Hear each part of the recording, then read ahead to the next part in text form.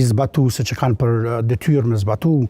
rekomandimet që unë jap. Pastaj edhe prej zhvillimeve globale politike, sepse edhe kjo pjesë është e rëndësishme.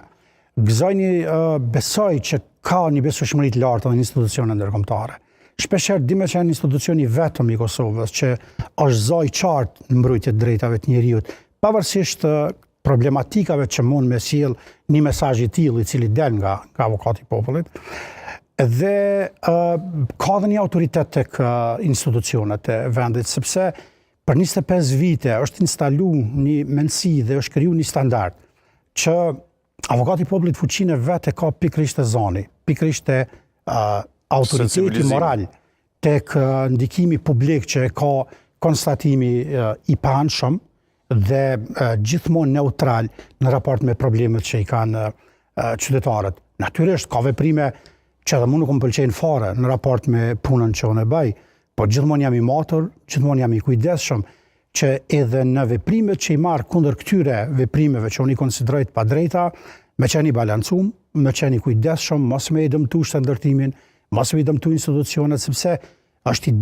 e qartë interesi publikut sot, interesi qytetarit sot është me pas institucionet fuqishme që zbatojnë ligjin edhe që dalin në ndihmë dhe të ofrojnë shërbime qytetarëve. Dhe procedura është e thjeshtë. Kur një qytetar ndjen që po i shkelet një drejt, vjen adresohet tek avokati i popullit, besoj keni shumë adresime, shumë kërkesa që ju vijnë.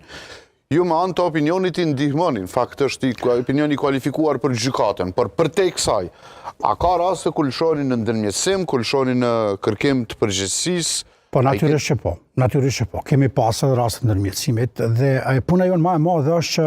ne në shumë raste i kryjm punë para se me dalë me raport. Pra, në momentin kur e kontaktojmë autoritetin, institucionin konkret, që është përgjegjës për neve, për një pretendim, për një shkelje të caktuar, ne shohim që ka një tentativë, ka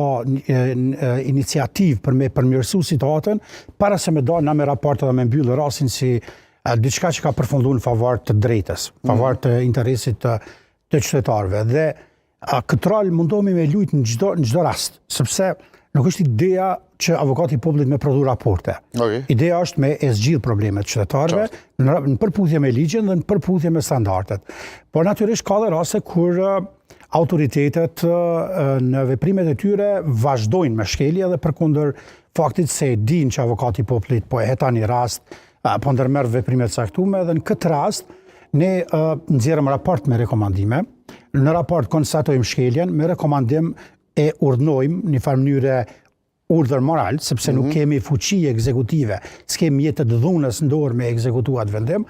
për autoritetin që mi marrë veprimet konkrete që e sanon shkeljen e caktuar, shkeljen e pretenduar, dhe këto raste, kur autoritetet nuk përgjigjen, pra nuk marrin veprime, atëherë është një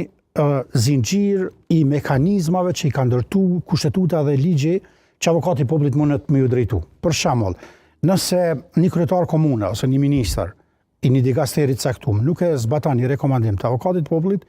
është kuvendi, pra organi mbikëqyrës i punës së ekzekutivit, i cili mund ta thirrë në interpelancë, mund ta ballafaqoj me argumentin e vendosur në raport të avokatit të popullit dhe të kërkoj zgjidhjen e problemit. Po ka dhe raste kur edhe